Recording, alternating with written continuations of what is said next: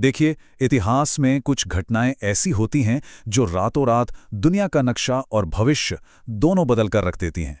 आज के इस विश्लेषण में हम ठीक ऐसी ही एक घटना पर बात करने वाले हैं। जर्मन क्रांति 1918 से 1919। जर्मन क्रांति 1918-1919। एक साम्राज्य का पतन। ये सिर्फ एक मामूली सत्ता परिवर्तन नहीं था, बल्कि ये एक ऐसे विशाल और अजेय माने जाने वाले साम्राज्य के ढहने की बेहद नाटकीय कहानी है जो कल तक दुनिया पर राज करने का सपना देख रहा था। अब यहाँ सबसे बड़ा सवाल ये उठता है कि एक शक्तिशाली साम्राज्य का पतन आखिर हुआ कैसे?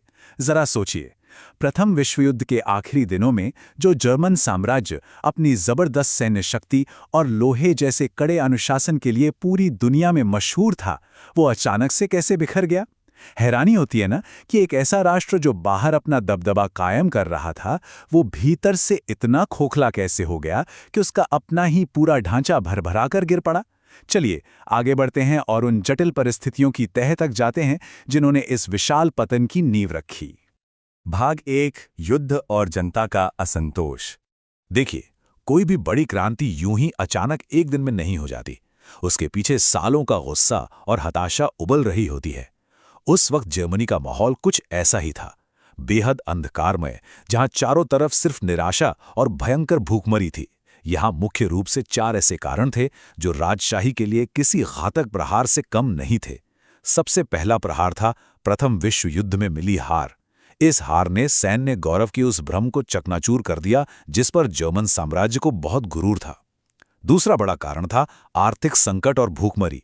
युद्ध ने देश का खजाना और संसाधन पूरी तरह से निचोड़ लिए थे। अब भूखी और परेशान जनता के पास खोने के लिए लिटरली कुछ नहीं बचा था। तीसरा, राजतंत्र से भयंकर असंतोष। सम्राट, जिन्हें कैसर कहा जाता था, उनका शासन पूरी तरह फेल हो चुका था। और चौथा बड़ा कारण था समाजवादी विचारों का बढ़ता असर। रूसी क्रांति की सफलता को देखकर बदलाव की एक नई लहर अब जर्मनी के भीतर भी जोर पकड़ने लगी थी। तो इस पूरे माहौल में देश के भीतर एक बहुत ही गहरा वैचारिक टकराव चल रहा था। एक तरफ था सम्राट कैसर विलियम द्वितीय का पुराना राजतंत्र, जो किसी भी कीमत पर अपना पारंपरिक नियंत्रण बनाए रखना चाहता था, और वहीं दूसरी तरफ थे रूसी क्रांति से प्रेरित एकदम नए समाजवादी विचार। मजदूर और सैनिक अब सिर्फ छोटे मोटे बदलाव नहीं मांग रहे थे, उन्हें सत्ता में बुनियादी बदलाव चाहिए था। हम यहाँ किसी एक विचारधारा को सही या गलत नहीं ठहरा रहे हैं, बल्कि ये समझना जरूरी है कि कैसे इन दो एकदम विपरीत सोच के टकराव ने एक हिंसक क्रांति को जन्म दिया जिसे अब टाला नहीं जा सकता था। भाग 2, नौसेना विद्रोह और क्रांति। अब हमारी कहानी उस मोड़ पर पहुंचती है जहां से वापस लौटना नामुमकिन था। कहते हैं ना, जब गुस्सा चरम पर हो तो बस एक चिंगारी की जरूरत होती है, और जर्मनी में वो चिंगारी समुद्र की लहरों से उठी 1918 में कील शहर में हुए नौसेना विद्रोह के साथ।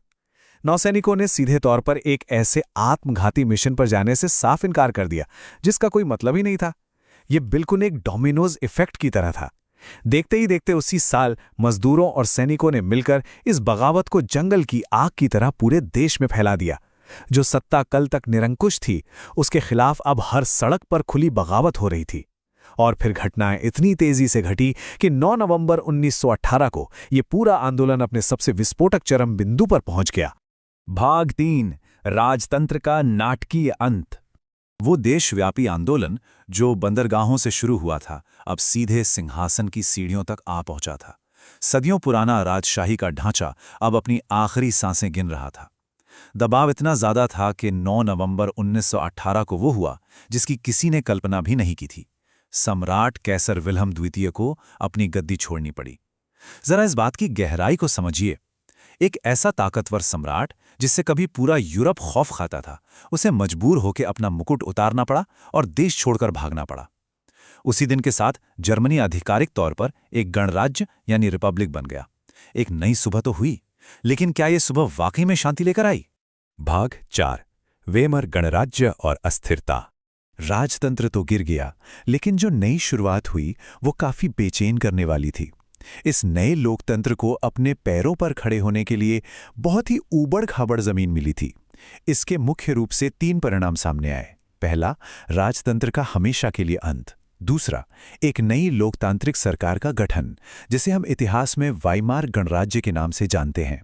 ये लोकतंत्र की तरफ एक बहुत बड़ा कदम था। लेकिन तीसरा और सबसे खतरनाक परिणाम था लगातार बनी रहने वाली राजनीतिक अस्थिरता। देश में शांति तो बिल्कुल भी नहीं थी। वामपंथी और दक्षिणपंथी दोनों तरफ से हिंसक झड़पें और विद्रोह लगातार जारी रहे। मतलब पुरानी दीवार गिराना तो आसान था, लेकिन एक नई स्थिर व्यवस्था खड़ी करना बेहद मुश्किल साबित हो रहा था।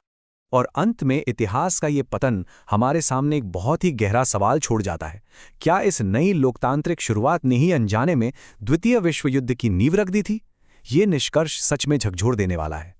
जर्मन क्रांति ने सत्ता तो बदल दी, लेकिन जो भयंकर अस्थिरता बनी रही और समाज में जो गहरी खाइयां इस दौरान खोदी गईं, उन्होंने आगे चलकर एक और महाविनाश का मंच तैयार कर दिया।